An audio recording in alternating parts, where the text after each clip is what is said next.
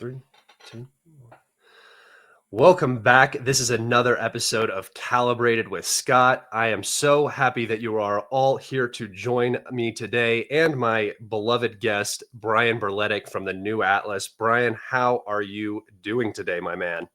I'm doing well. Thank you for having me back. It's been a long time, actually, so we have a lot to catch up on. Yeah, it has been a minute. We've been trying to get this together, but scheduling and this and that goes on, and cancellation and moving it around. Mostly my bad, but I appreciate you coming in today, and we do have a ton to talk about.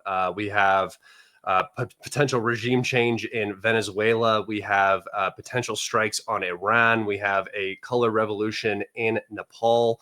We have updates on Ukraine and Europe and just the U.S. in general. So in particular, I focus on Ukraine, and I would like to start off this conversation by talking about the recent Zelensky-Trump meeting in Washington and the situation with Tomahawk cruise missiles. So I guess my first question is, how do you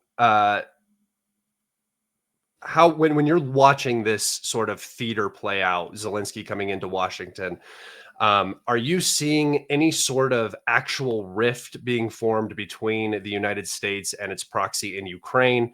It appears as though the question of Tomahawks has sort of been sidelined, much like the talk of JASSM and Taurus cruise missiles. So I just am curious as to your opinion on that and how you sort of see this moving forward.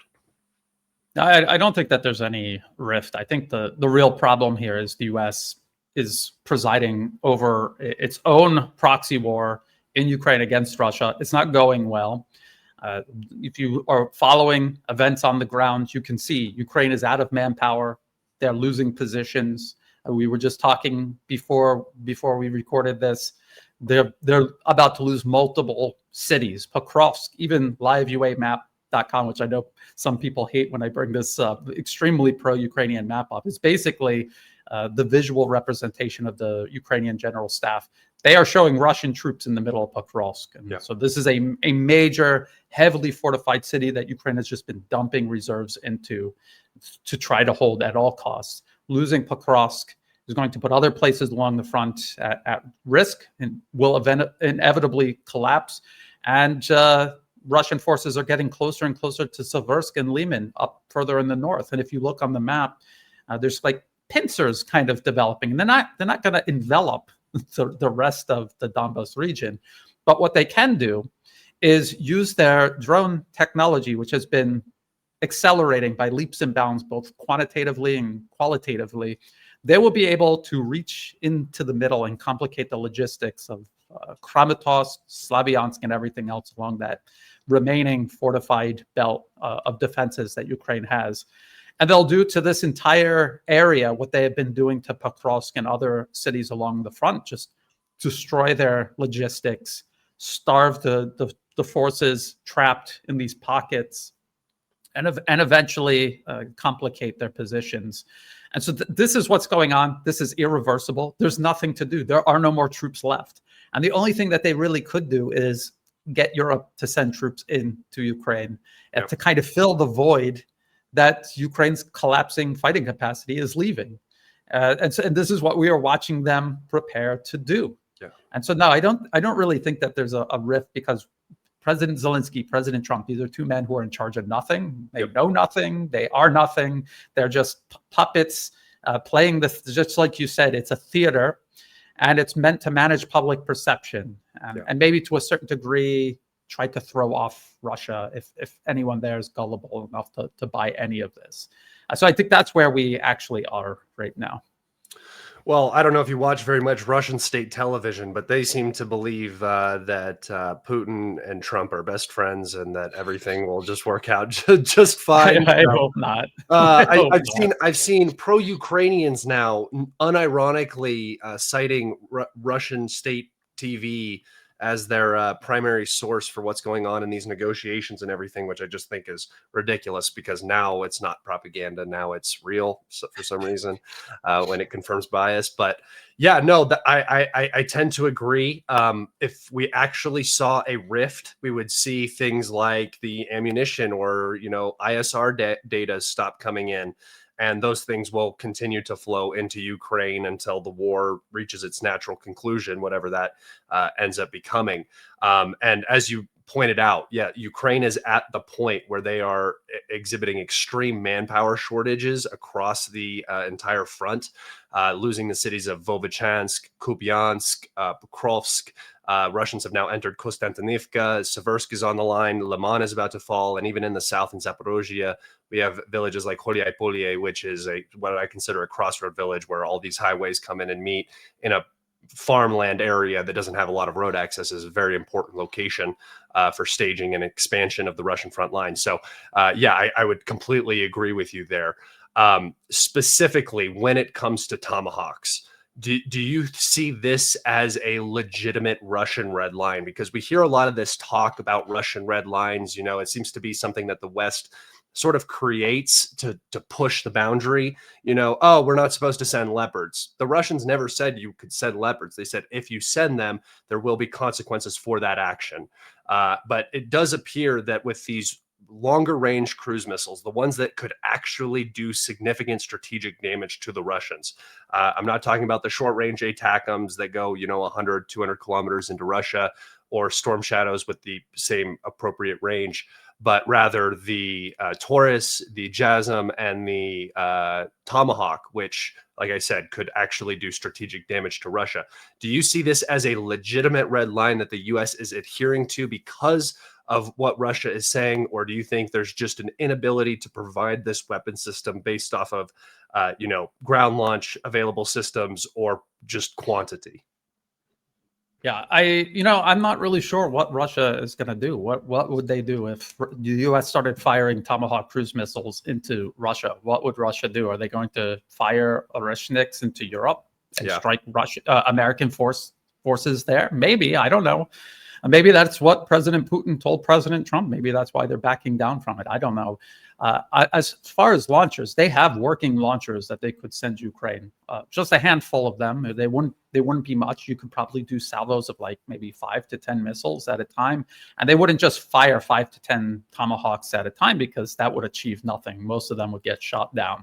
Yep. What they would do though is send several waves of long-range drones, which Ukraine has in large quantities, and then maybe air-launched cruise missiles, and then mixed into there toward the end would be the Tomahawks, hoping that they saturated Russian air defenses sufficiently so that at least some of these can get through. And then they might, and then they would do significantly more damage to, say, oil refineries, which we know the U.S. is already overseeing and directing a drone campaign, a deep strike drone campaign, deep inside Russian territory. That is an American military operation. The military based in Germany and the CIA based inside Ukraine. They are running that operation. They're just hiding behind this is a Ukrainian operation. They're running it. Couldn't be done without them, without the ISR. So they're already doing that, and they want to enhance it with the Tomahawk cruise missiles. We don't actually know how much damage this is doing to Russian energy production. It could be serious damage, but it might not be enough damage to change the course of the war. I mean, they're using diesel, and as far as I know, the diesel supply is not under threat. This is mostly gasoline. So it's kind of an attempt to crack Russia's economy. Will China allow that to happen? I don't think so. Yeah. And China is in a position where they could stop that. And India could refine whatever can't be refined in Russia and even send it back to Russia. And so these are things that I think Russia's probably already working on, and things that they could step up if they needed to. And what we see the United States doing is they're threatening Tomahawks. They're threatening these huge amounts of tariffs and sanctions on India, on China, on anyone who is trading with Russia. They're threatening the maritime shipment of Russian energy. They're doing all of this. But if they do this and nobody backs down, if India, China, Russia stand their ground, ultimately the U.S. will lose. They're bluffing. They're trying to bluff. It will do significant damage in the start, but ultimately I think more damage will be done to the U.S. in the long term. And in the long term, the multipolar world will simply enhance its self-sufficiency beyond U.S.-controlled financial, economic political systems. Yeah, I don't think I've seen, at least in this current administration, I don't think I've and potentially the last administration, I don't think I've seen anything that has any foreign policy move that has actually benefited the US's global position in quite some time. And I mean, I guess you could say there's some things in the Middle East where the US might be in a better position, but it doesn't feel that way. It feels like we're constantly chasing. It feels like we're chasing in Ukraine. It feels like we're chasing in the Middle East, chasing in the South China Sea. And now on our own hemisphere, it feels like we are running out of time and we need to wrap up or do something about the Venezuelan situation. And we are currently using this whole narco terror organization nonsense as our justification for extrajudiciously killing people in international waters without due process for crimes that are not death penalty crimes in the United States. So the drug trafficking, you go to prison for 20 to 30 years. But that is not a crime that you get executed for, and that is currently what the U.S. is doing to these narco boats off of the coast of Venezuela, which are no threat to the United States. The drugs will not even be directly delivered to the United States. One of my key points and points of contention on this is that if we wanted to actually solve the drug problem and narco problem, it'd probably be most beneficial to start in Mexico and then Colombia, and then Brazil, and then finally Venezuela, because all of these places have large drug or narco programs that smuggle drugs into the United States. And also, these narco programs have been assisted by the CIA in the past for things like the Contras and stuff like this. Yes. So this is there is so much depth to this entire thing. But my question to you, Brian, is do you think the opposition leader deserved that Nobel Peace Prize? And what do you see happening going forward with Venezuela and Nicolas Maduro? Well, the Nobel Peace Prize is basically, if you want to use the term deep state, is the deep state seal of approval, which was so funny listening to President Donald Trump baying and begging for it when it is a deep state stamp of approval. So why do you want this so bad if you're fighting the deep state? Because he's not fighting the deep Very state. funny. And what he was doing was he was squawking and he was drawing attention to it amongst sections of especially the American public who don't pay attention and don't care about the Nobel Peace Prize. Now they do because President Trump's been squawking about it for so long. And now they've handed it to this US sock puppet who has been funded by the National Endowment for Democracy, who just congratulated her, by the way, because contrary, it's still there. Which, by the way, can I just ask, do we just forget about Juan Guaido in Miami? Is he just not the opposition president anymore? I don't know. I don't know if he's gonna play a role. It doesn't really matter. I mean, no, it doesn't at all. But it's funny how these people come and go, and it really is the U.S. who decides where the spotlight is shining. Yep. And this is a woman who is funded by the National Endowment for Democracy. She is still supported by the National Endowment for Democracy. The NED is still an organization. Its website is still up and active, and they just congratulated her for being awarded the Nobel Peace Prize. And so this is continuity. I don't know if you know this, Brian, but she also has openly asked Israel and Israel's Likud party for assistance in overthrowing the Venezuelan regime. So I'm sure she's probably reached out to Ukraine and all the other U.S. sock puppets too. I mean, they're all sock puppets, so why not network and see what synergies can come of it? And so that's one aspect of it. The other aspect is you're absolutely right. This is a fabricated pretext. This is to Venezuela what WMD's was to Iraq. It is such a ridiculous, at face value, it's ridiculous because President Trump himself said he secured the border and brought upon the United States an unprecedented era of homeland security. Yeah. How could you have done that? And then Venezuela is still flooding your now secured borders with drugs. How does that happen? And I would say even before going to Mexico and all of these other countries to end your drug problem, why don't you just start at your border and inside your communities? There's countries like Singapore who has completely eradicated their drug problem. Yep. And they've done it by securing their borders and policing their communities. Imagine that. And there's huge, you could say that's a tiny, tiny little city state. Doesn't really count. But China doesn't have the sort of drug problem the United States has. And they do the exact same thing. They have strict border control, and they police their communities, and they give their people something to do and a life worth living where they don't feel like they need to get high to escape the reality they live in. That makes a big impact. And I saw that. I lived in Singapore, and I saw how people live there, and they have vibrant, very, very optimistic outlook on life because they have opportunities. In America, it just doesn't feel that way. And this is why people turn. There's a number of reasons people turn to drugs. But anyway, the point is, U.S. This is a domestic issue. It is not something you wage a war 1,000 miles away to solve, and it's not going to solve it. And they are hitting fishing boats. If you look at the local media in the Caribbean, these countries are telling their fishermen to stay close to shore, not to move quickly. You have to think these are supposed to be drug smugglers. Why are there so many people on these boats if they're smuggling drugs? Weight is money. Why would you have all of these people on the boats? And when they get to the shore, the drug gangs, Trump said he broke up all the drug gangs. So who's receiving this and distributing it to American communities? So the whole thing is a lie. They're murdering almost certainly innocent people, or vast majority of them are innocent.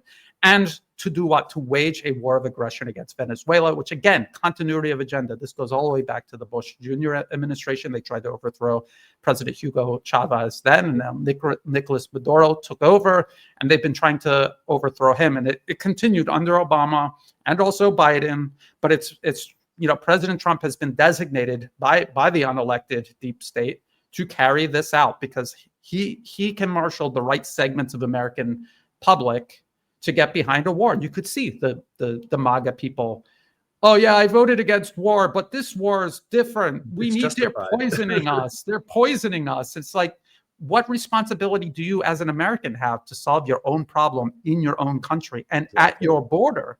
And they don't, it just goes in one ear and out the other. They don't think about this, and they don't care because President Trump said so. I think that's the key. Yeah. They just don't think.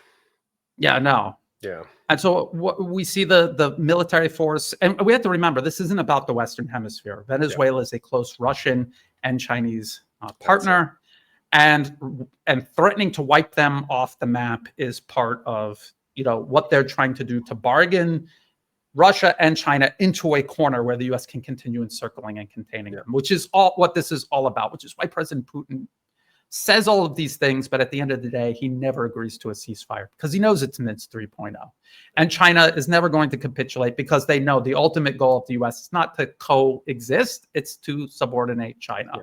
And so they will not agree to this. And unfortunately, Venezuela is not in a good position to defend itself because it is so far from its allies. Yeah, it is definitely exposed. And we talked about this with Syria, and there being specific weak links in the overarching, what you would consider the resistance to the U.S. global hegemony, I guess you would say. Not that they necessarily would mind the U.S. This is what we talked about earlier.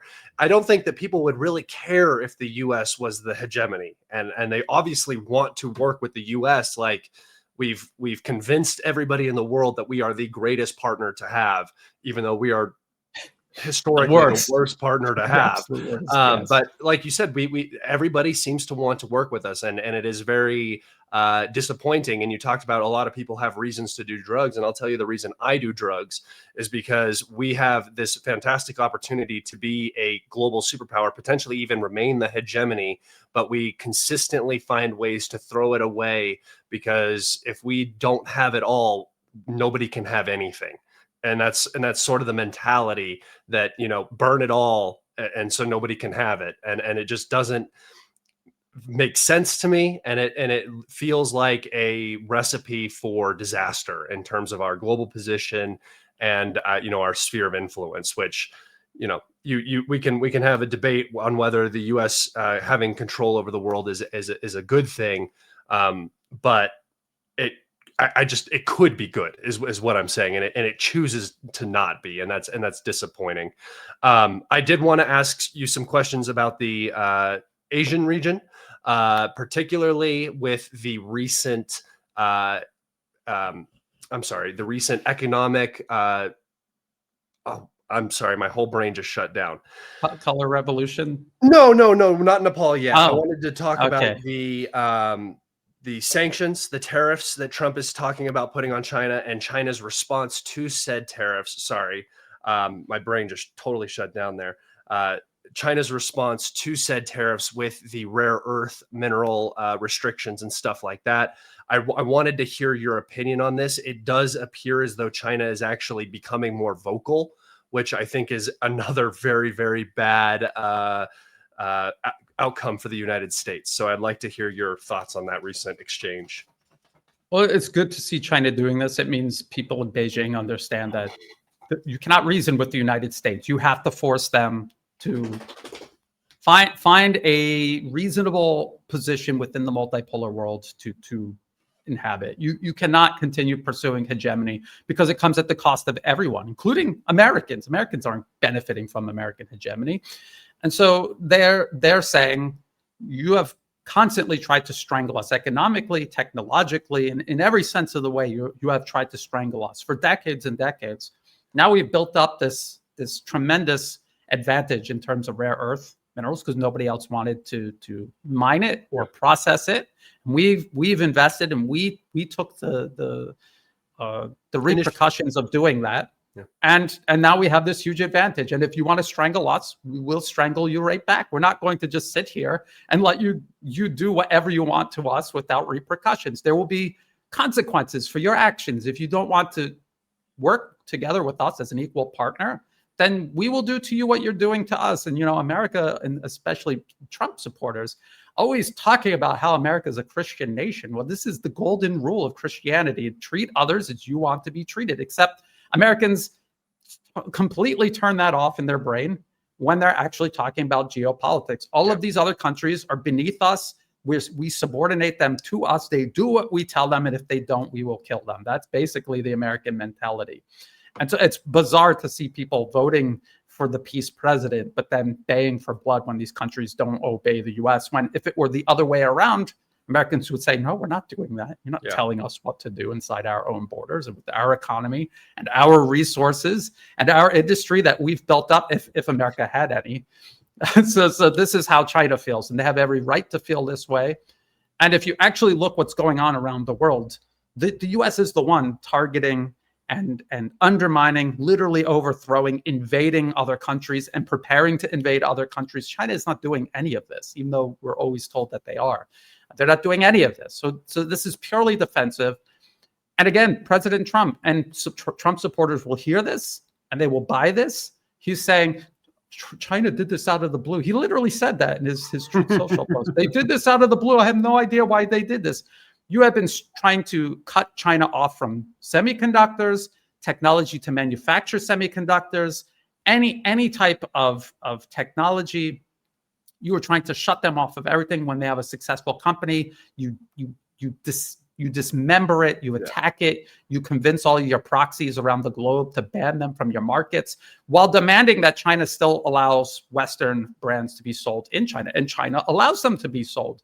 So China didn't do this out of the blue. This is a very measured, I would say, almost too measured. Yeah. But I think we will see China turning up the heat as they have the larger advantage. They will start using it. Yeah, and I fully see that happening. I mean, the coming online of China, I would say, at least the public visual China stepping up to the plate is definitely happening. In my lifetime, I don't think I've ever seen China respond quite as forcefully and as seriously to US threats as I am seeing right now. And to your point about, the US just going in and dismantling or killing whoever they want, it seems like there's a certain level now where that doesn't work. It worked with Iran and it worked in the Middle East. It doesn't appear like it's working with Russia. It might work with Venezuela, but China, it's never going to work with China. And it seems like that's like the PowerPoint right there, where the US can't force itself into, a regime change situation or, put a ton of economic pressure onto a country and make it fold. So I do think that there is that line there now, and that is very interesting to see. With regards to the Southern Asian region in totality. We recently saw a colored revolution in Nepal. I had talked about, I've been talking about this, and I've been very publicly warning people that this is going to come, much like we saw around Russia with Georgia, Armenia, Azerbaijan, Ukraine, the Baltics, Finland, and at one time, Belarus was also a target of U.S. regime change policy. I believe we will see the exact same thing in the South China Sea and in the South Asian region, Southeast Asian region. And the first domino, it was Nepal. And this is directly on both China and India's border, with which the U.S. is currently beefing with. And I just wanted you to sort of break down for my audience what happened in Nepal and what and who came into power via what means. Yeah, so they, as a matter of fact, the U.S. has already gone through several waves of attempting to destabilize China's periphery through color revolutions. There were several rounds of it here in Thailand, in neighboring countries like Cambodia, Myanmar.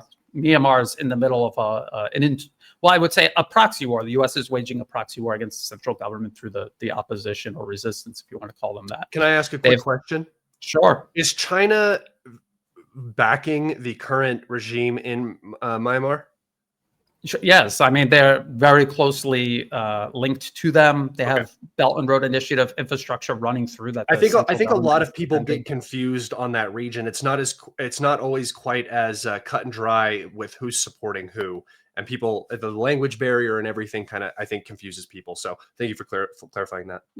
Yeah, but also, I mean, China will, they you know, if there was regime change tomorrow in Myanmar, China would try to work with whoever came into power, which is, you know, this is confusing. A lot of people are too lazy to do real analysis. So they'll, the Chinese foreign ministry congratulated the new government in Nepal. That means they support them. No, they do this no matter who wins. They even sent, they haven't officially recognized the government in Syria, but they already sent a delegation there. And of course, they know completely that was a US-backed regime change. China actively participated in trying to stop it. So people have to be a little more, you know, if you're going to get into geopolitical analysis, actually be prepared to do analysis. Don't be lazy. And in Nepal, what you have to do, just like anywhere else, is you have to follow the money. So you look at who's the Western media. First of all, who are they supporting? That's a big clue. If they're supporting the mobs, the Gen Z mobs, that should be your first clue that this is a US-backed regime change operation. Then you look at the specific organizations in the media. Who's funding them? It's all NED, up one side, down the other. All of them are funded by the NED. They were signing a petition to against the government was trying to pass a social media bill so they could take control of their information space, which is something I've been talking about needing to do for years now. And so they were trying to do this, and so the NED rallied all of their sock puppets to oppose it. And then they sent mobs out into the street. And there was this one organization, Hami Nepal, who doesn't tell you where they get their money from, but you just look at the website, and it's just a copy and paste version of all of these other groups that they have been using. And the fact that they were leading a mob and organizing a mob, people have to understand, mobs don't self-organize. You need money, you need resources, you need people who are actually skilled at doing this. They were trained, I guarantee you they were trained to do this, and they got help to do this. If it was so easy to overthrow your government, we would see regime change everywhere all the time, including in the West. We don't see it. So that it was organized. And then the interim government that took over, at least half of them have overt ties to the National Endowment for Democracy. And by overt ties, I mean they were just taken from an organization they either founded, were on the board of directors of, that was being funded by the NED, George Soros' Open Society, USAID, until it got folded into the State Department, and even being funded by the State Department directly. And so half of them are overtly just US government-funded puppets. And so that is what happened in Nepal. And we have to look now at all so-called Gen Z protests. This is CIA NED branding. This is like what they did with the Arab Spring. That was all NED and CIA. The Milk Tea Alliance here in Southeast Asia and Hong Kong, that was a CIA, US State Department NED operation.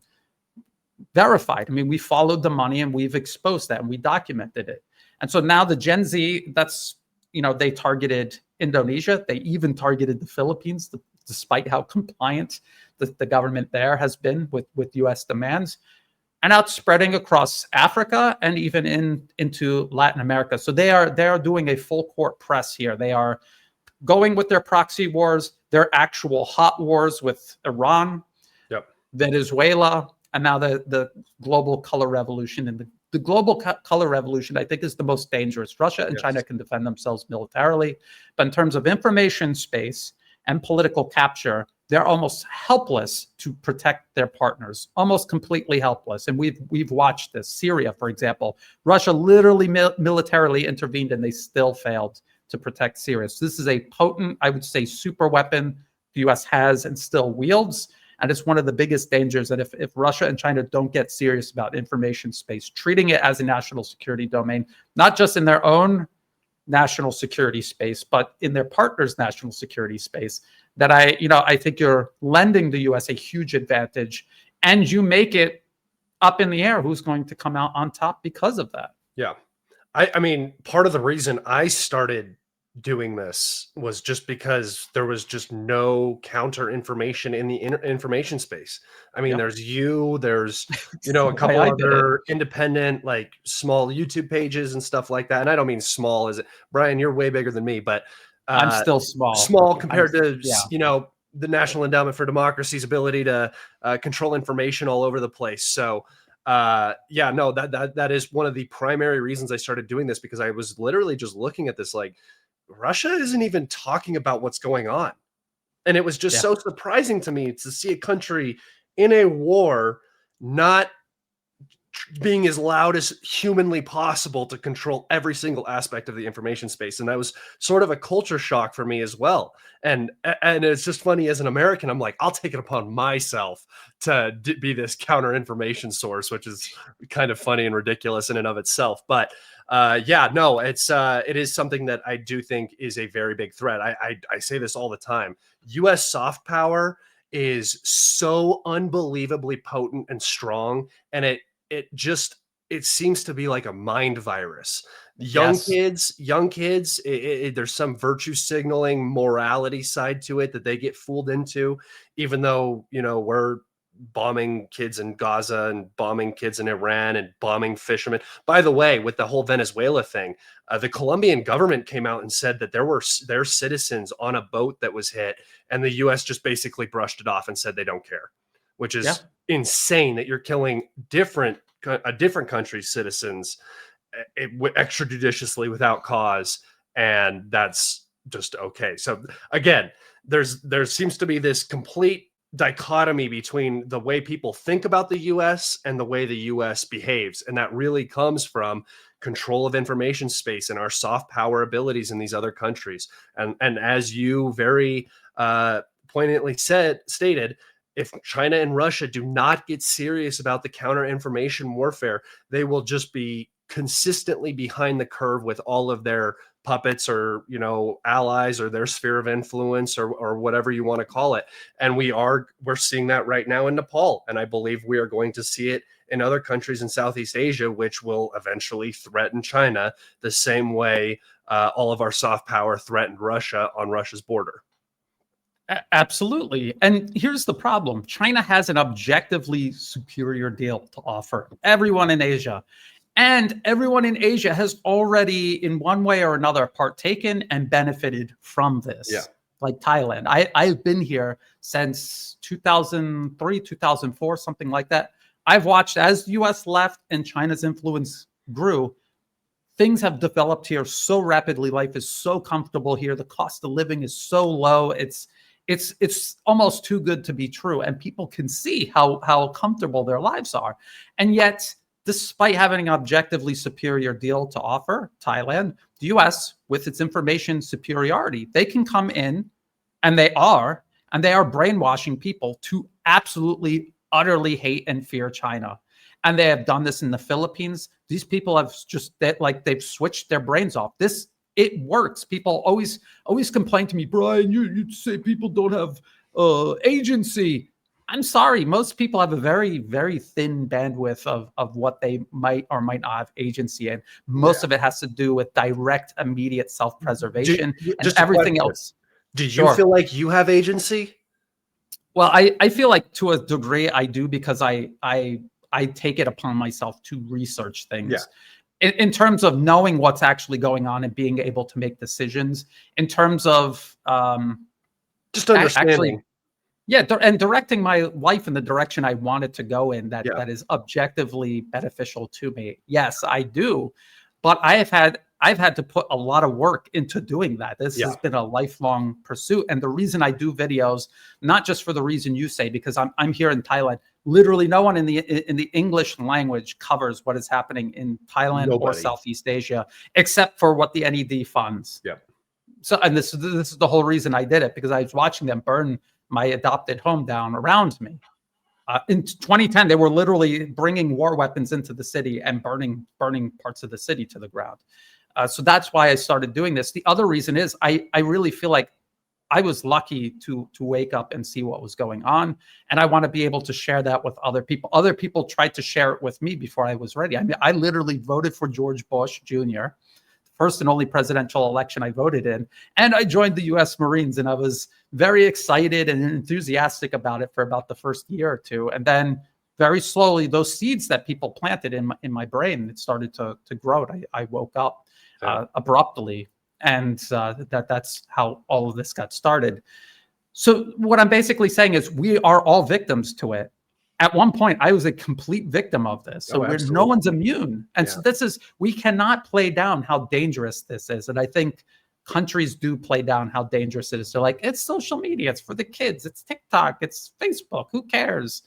You should care, because it's literally controlling people's minds. Not like the thing is spinning and they're hypnotized, but you are controlling what information they see, what values they adopt in their life, and which direction they want to point their life into. And if you're not controlling that, someone else is. You can see how Russia and China, they're that was because we were going to do this later. That was my alarm to make sure I didn't miss the recording.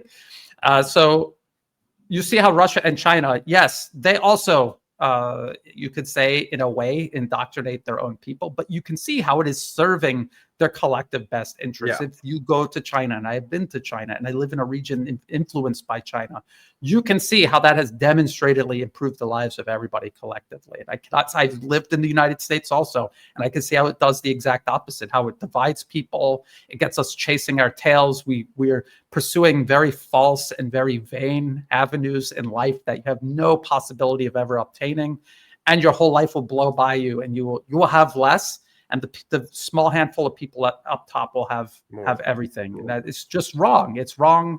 It's wrong, and people have to be more proactive about getting that across to people. And for everybody listening, if you are questioning what Brian is saying, just look at the TikTok purchase. Look at how vicious and angry everybody was about the information being disseminated on TikTok because it wasn't controlled. And now it is controlled, and TikTok is completely different. And you're getting, and when he talks about, when Brian talks about not hypnotism, but mind control, it really is. And this is something that I am very much attuned to, because every time I watch something, the first thing I think now is, why am I watching this? Why is somebody presenting this to me? Especially when it comes to news, geopolitics, anything like that. And like Brian says, it is a hard task to be awake. That's the only way I can explain it. It's a hard task to go against your own bias. It is a very hard task to set yourself up in a position where you can objectively view your reality. And to do that, like Brian says, it takes a ton of time. I mean, we do this all day, every day. All we're doing is reading, mapping. For me, whatever it is, we're just engrossed in it all day, so we can see it. And when we come on here and try to talk to you guys about this, it's so that you can also see it and make accurate, realistic decisions for your own life and your own life trajectory based off of that information. And it is difficult, though, I would say, to stay on top of it. And it's meant to distract you, really. Yeah. Right.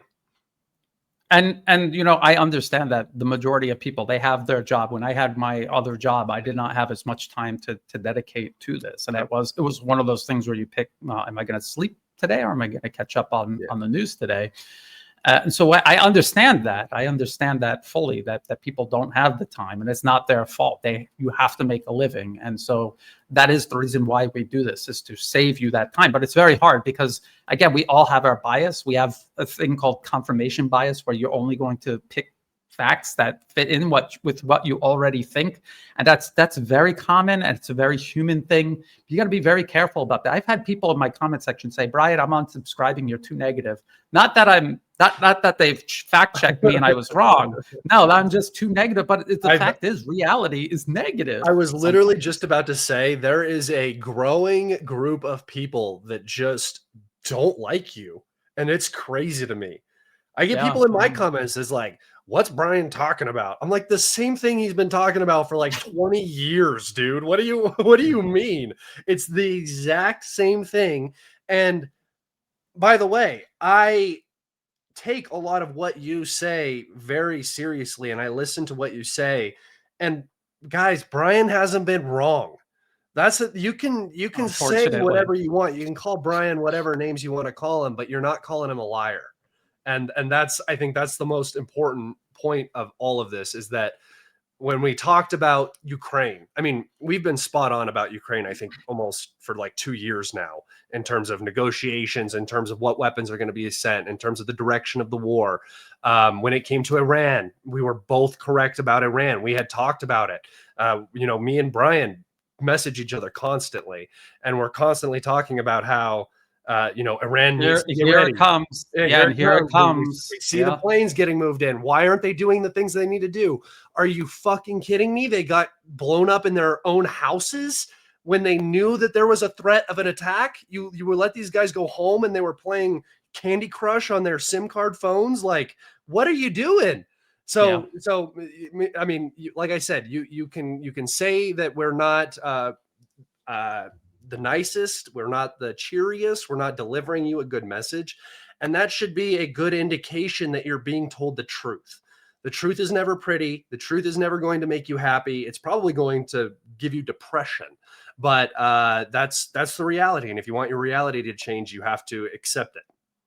Yeah, and another thing, the reason why I have my own confirmation bias. When I saw Ukraine on the counteroffensive in 2022, nobody wanted to admit that they were going to take Kharkov and most of Kherson back on the west side of the Dnieper River. You didn't want to admit that, but it was literally happening. Yeah. And why are you going to plunge yourself into denial? You got to face reality, and it's like anything else in life. Your car breaks, you have to understand what's wrong with it before you fix it. And you know what? It's like, man, if it's if the piston is gone, I'm going to have to rebuild the engine, and so I'm just going to pretend that it needs an oil change. I mean, okay, you could do that, but your car is never going to be fixed. Yeah. And so if you want to fix what's happening geopolitically, you have to face the reality of what's happening. And look, Russia, Iran, China, they're not all powerful. They have limits to what they can do. Yep. And we have to understand what that is. We have to understand what is going on so we can understand what we personally can do to help move the world in a direction that we want it to go in. And I don't know about you, Scott, but I find the idea of a multipolar world very appealing, where there is a balance of power worldwide, where no one single nation, not Russia, China, or the US, can just say something and everyone else has to do it, which is what the US has been doing for decades. And we see how that is. For a lot of Americans, they feel very isolated and protected, and they don't understand what the US has been doing to the rest of the world. The first thing I did when I was in the Marines, I went to Japan, which isn't even a US enemy. It's supposed to be an ally. Right. And I saw how the US was treating people there. And it's just plain wrong. Yep. If you have a conscience, if you believe in morality, it's just fundamentally wrong. And so we need a change. It doesn't mean, and you will never hear me say, I want America defeated, or I want to watch America collapse. I want to watch the US find a rational, proportional role to play in a multipolar world, which will be a large role. It's a large country. It's one of the largest populations in the world. And if you're like a capitalist and you're an open market guy, you should be excited about a multipolar world. That should be like that creates the competition that benefits the global world or the globe, as long as we're not actively destroying each other because of Yes. that. And that's the Yes. problem, is that the US is on a path of pure destruction. Everywhere we go, everywhere we've been, I mean, just look at southern Lebanon, look at Gaza, look at Iran, look at Yemen, look at Ukraine, look at Nepal, what the Philippines is going to become, Thailand and Cambodia going at it. I mean, we got all of these issues, and they stem from the chaos creator, which is the United States and its hegemonic puppet states. Yes, and it sets nations and regions back 5, 10, 20, 30 years or more. I mean, who knows where we would be? And we're on the cusp. There's technology emerging that has the possibility of creating a science fiction dystopia or a utopia. Yeah. And depending on how it emerges and the world that it emerges into is going to determine which one it will be. And so, and you're not going to uninvent it, and you're not going to stop it from being invented. All you can do is guide it into whatever direction it's going to go. And do you want a multipolar world where you will have it, if AI is going to be deployed everywhere, it's deployed in a balanced way where, no one has domination and no one is able to just use it to just overwhelm everybody else and force itself upon everyone else. You want it to be a balanced world. This type of technology comes out to it. And the US, if you listen to the think tanks, and again, this is another thing I tell people to do all the time, follow the money and go read the think tank papers, because that's where US foreign policy actually comes from. It does not come from Donald Trump's brain. It does not come from Congress. When you listen to Congress doing hearings, they bring the think tank people in and they tell Congress what they're going to do. And then they go and they do it.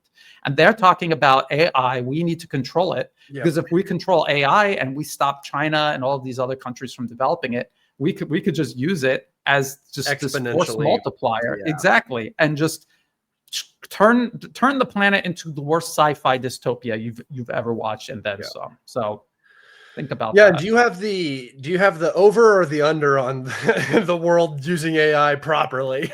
Because I might be a little pessimistic on this subject, but I don't think people in power are very keen on letting everybody have a very, very strong and potent tool. Yeah, well, this is the problem. If I cannot explain a color revolution, if I have supposedly intelligent people arguing with me about whether Nepal was a color revolution, well, you could just look at the funding. It's so easy to do it in 5 minutes. The fact that people were pulled out of their buildings and injured or killed.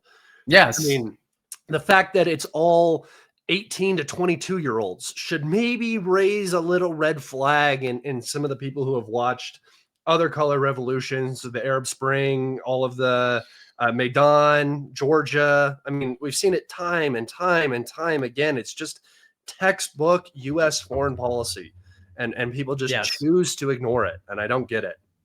And so if I can't even get that through to a lot of people, how are you going to? Because I wish that I could talk about AI and gene therapy and the potential for genospecific bioweapons and all of the things in between that can and probably will happen. Yeah. How am I going to explain that to people that won't even follow the money, will not look at these think tank papers? I get it. They're long and they're boring, but they exist and they're public. They're not even, it's not like they were leaked to me or something. You just go on their website and they all have YouTube channels, and they all sit and they all talk openly about what they're going. We're going to divide Russia into 10 different statelets. And when we say a free Europe, we mean Russia too. We're going to extend NATO up to their border, and then we're going to absorb Russia also. They openly say this stuff constantly for years and years. And of course, Russia knows this. A lot of people know this, but a lot of people don't know this. And, it's frustrating, because there are much more serious threats coming that we can't even talk about, because I just think it's beyond. It's literally beyond the pale of the scope of some people. Yeah. I did want to just talk about one last thing, just on the topic of us being right, and not right because we're geniuses, right? Because we just listen. Read the policy paper. But how is the division of labor coming about? It looks like what we talked about in February is almost exactly coming true. It looks like Europe is taking over the Ukraine project, with U.S. weapons being funneled through Europe with European money. Iran. It looked like we targeted Iran. It looks like we're moving to Venezuela, and it looks like a hard pivot to Southeast Asia. So I'm just curious: are we seeing the division of labor coming about that was talked about by Pete Hegseth in February? Yeah, this was very frustrating, because even before Pete Hegseth he laid it all out essentially what the whole U.S. plan Publicly. was, and then they literally did it. I remember repeating this paper over and over again, like 100, 200 times maybe. And even before the election, J.D. Vance was saying, we don't need U.S. weapons to fight Russia and Ukraine. We need them to fight China, and we need to freeze the conflict in Ukraine. And I was warning people, Trump has no intention at all whatsoever of ending the war. He needs a Minsk 3.0. He needs to put a pin in it temporarily, deal with China, circle back, and then start hostilities with Russia all over again. Now with China knocked out.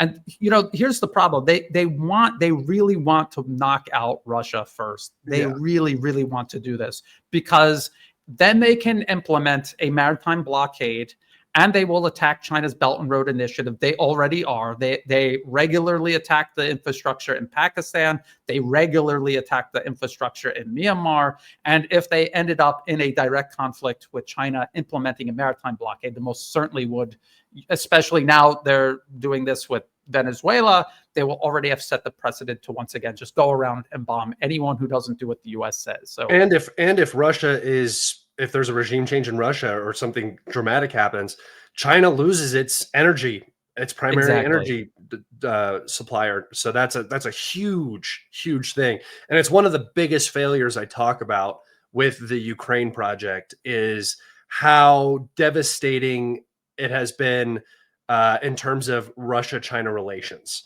They are now stronger than ever before and closer. And it just makes it seem like the U.S. Foreign policy objectives are now almost impossible to reach. It's going to be incredibly hard to take out China with Russia still in play. And it doesn't look like the U.S. has any capability of ousting Russia at this point. Although I wouldn't underestimate the United States. I think they're going to continue, because this is what people did with Syria. I think I'm a little bit guilty of this. Toward the end, I was very clear-eyed about it, but I had sincerely thought that was a frozen conflict and that Russia had it under control. I thought Russia and Iran had it under control, but as per U.S. policy papers, like extending Russia, they said, you hit them here, you hit them there, they're going to have to pick between one or the other, and they're going to give one up, and they gave up Syria. That's what happened there. And Iran also revealed itself to be much weaker. And then with Syria collapsed, it was much weaker and more vulnerable, which is what set the stage for the war. So yes, we were right about all of these things, but again, we're not clairvoyant. Nope. We don't have a crystal ball. We're just reading their policy papers, and they literally say this. So what you do is you go read those policy papers or listen to people who are talking about the policy papers and ignore the political rhetoric, because that is solely designed to misdirect people, including people in the capitals of power around the globe, including in Moscow, including in Beijing. And I know I've talked to not high level, but lower level people who honestly believed that President Trump was going to change everything. And I warned them, and they would ask me, "Oh, Brian, do you think the election is Trump going to fix things? Do you think it's going to turn things around?" And I start explaining to them why they're not and where power really comes from. You could see them rolling their eyes, because they don't want to believe it or they don't believe it. But now look where we are right now. You want to talk about brainwashing. We live in the grandest illusion of all time, where people think that their vote matters. They think that the parties matter. And you can say that some things, minor things, will change domestically because of Republicans or Democrats, but none of that matters when you're talking about the larger scope and scale of things and the direction that history is literally going to take. Do you think you're going to remember the gay marriage that Obama passed, or do you think you're going to remember all of the like weddings in Yemen that were bombed, and in Somalia that were bombed, and you know, the continuation of the agenda of U.S. foreign policy through every single president. Yeah, nothing changes. But people, you tell people that. I tell people that. I talk to my mom, and I've had this, I think, 5-year long battle now with my mom since I started kind of doing this stuff and following this stuff as closely as I have. And she is finally now starting to understand the because, you know, she was a Trump supporter, and she sees that Trump didn't release the Epstein files, didn't release the JFK files, didn't change anything in Gaza for almost a year, let Gaza's Palestinians get bombed mercilessly, targeted Iran, which she was very against.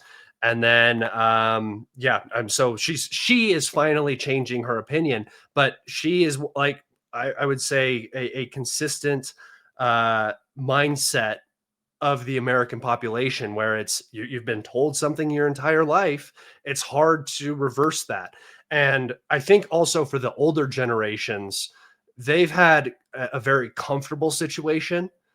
So they were more willing to accept the bullshit from their government because they were at least getting something in return. My generation is not getting that return on investment. And so we are not putting up with the propaganda as much and the bullshit as much.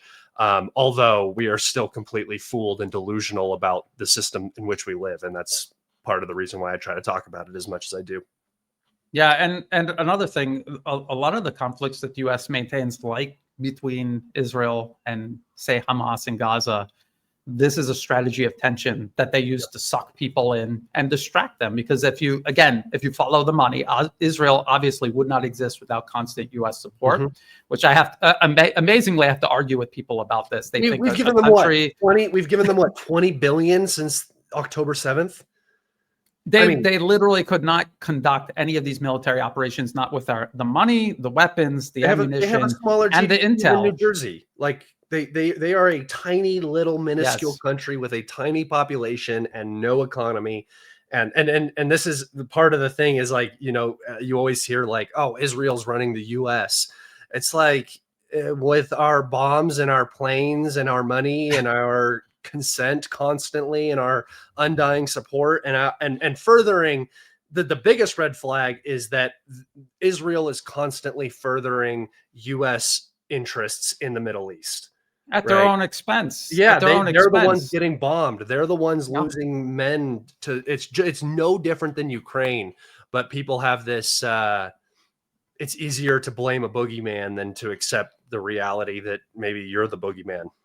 Yeah. And you know, they'll say APAC, and APAC exists and it spends a lot of money. But you know what? Big Pharma spends way more money.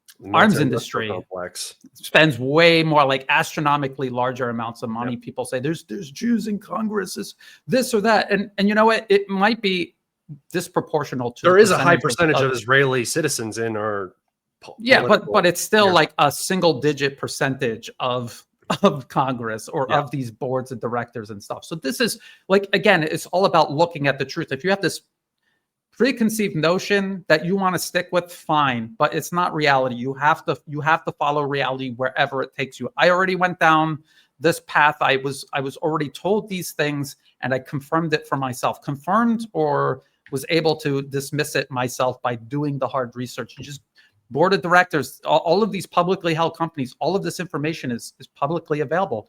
Go through it and count it up, and you will realize America is its own problem. It's not held hostage by Israel. It's not held hostage by some foreign entity. America is an American problem. It's working. Americans have to wake up and those. Yes, and it's an imperial court, and they're all members of the court. And some of them have a higher position within the court. Israel's been around for a long time and very successful, so they have a higher position. Israel, you could see they're doing the exact same thing. They're like, oh, look at how Israel controls the U.S. They're censoring blah, blah, blah. How many of our videos did we have to walk on eggshells regarding Ukraine because they were censoring and wiping out entire channels because we were talking about a certain city in Ukraine that we still dare not to mention. Talk about. Yeah. Okay, so it's applied across the board to all of their proxies. Yeah, and you have to see the big picture and understand that. And when you're talking about APAC does have a lot of lobbying power, but you just got to remember that Israel is a very important location for U.S. foreign policy. If Israel didn't exist, if there were no Jews in the Middle East, the U.S. would still find a reason to have military bases there. There would still be an Israel in the Middle East for the U.S. to operate out of for a forward operating base. That's how empire works. So yeah, it's a constant battle, and there's a lot of red herrings that you have to get past to actually, find yourself in reality. What was there any specific thing geopolitically? Anything else you wanted to talk about before we went on that tangent? No, I think we've covered basically everything I wanted to talk about. All right. I think it's a tangent, but I think it's extremely, these are very important fundamental concepts that if you understand this, then you don't need my help to understand the rest of geopolitics, because you can do it. And I was very heartened to see Alex Cristoforo. He said, I did what Brian Berletic said. I took 5 minutes. I looked on their website to see who was funding them. And that's all we have to do. I don't want to be, people are like, Brian, who's overthrowing Madagascar? Just pick, they're going to tell you a name of somebody in the BBC or CNN. Just type their name in, put a comma, put NED in quotation marks, and something will almost certainly pop up. Yeah. And you can just lay that issue to rest. You don't need to ask me. I focus on Asia because that's where I live. I try to get as many other areas as I possibly can, because I understand that people, say in Madagascar, watching their country get burnt to the ground, they need someone to speak up for them. And if I have the time and energy to do it, I would want to do it, because I know how important. Thai people have told me how important they know it already. There's Thai media in Thailand, in Thai language, that already understands this far beyond any means I would have to understand it. But getting the information out to the rest of the world, this is what they have a hard time doing, because the government won't do it. And so we all have to start. The more people doing this, the easier it will be for everybody. Yeah, and it's an uphill battle, but it's definitely one that I've enjoyed. I think it's given me a lot of not purpose necessarily, but it feels like I'm fighting a battle, which is kind of nice sometimes. It's frustrating, but it's also it's nice to know that there are a few people watching that will change their mind because they hear what we say and they listen to an organized and logical argument, and then it'll actually affect their thinking going forward. Yes. Brian Berletic, thank you so much, guys. If you want to find Brian's work, you can go over to the New Atlas. There will be links in the description for Brian's page. Brian does fantastic work. He posts videos regularly. He posts all of his videos also on Telegram. And I believe, do you still post on Twitter? Yes, as X. I was finally allowed back on X after like permanently being banned when it was Twitter. Now that it's X, I'm back on. And Brian does something that I don't do. Brian posts all of his videos everywhere because Brian is a lot less lazy than me. So make sure you guys go and follow his content. Make sure you subscribe to his page. He is a great source of information, especially for the Southeast Asian region. Brian, thank you so much for joining me today. As always, it is a pleasure to talk to you. Anything you would like to say before we get out of here? Well, just thank you for having me on, and thank you for what you do, because you're doing what you're doing, you take the burden off of other people. You focus in on certain areas, and then I feel like this guy's already doing it. I don't even really follow the on the ground situation in Ukraine that closely, because I just follow you on Telegram. And Scott does have, if you're not following him on Telegram, follow him on Telegram.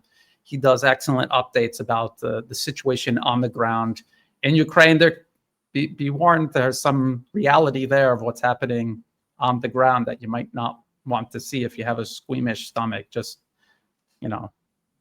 just FYI. Yeah, but it's happening. So it's a war, and so sometimes you get to see the darker sides of war. But yeah, no, I appreciate that, and I'm going to continue to do my best to provide that information. And I do appreciate you giving me that shout out. I thank you. It's nice to hear that the work is appreciated from time to time.